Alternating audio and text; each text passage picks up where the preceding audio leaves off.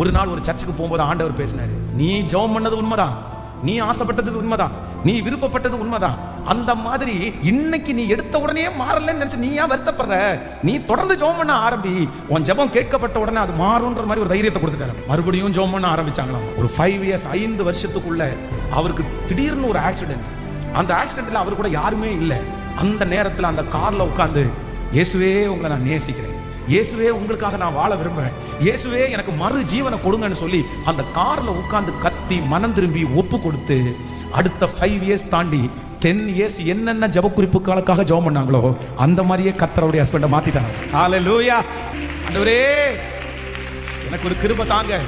நான் நினைச்சது, நான் ஆசைப்பட்டது, நான் விரும்பினது, நான் ஓடுனது என் கையில எனக்கு வாய்க்கலைன்னா கூட எனக்கு ஒரு இருதயத்தை தாங்க. நான் ஏற்றுக்கொண்டு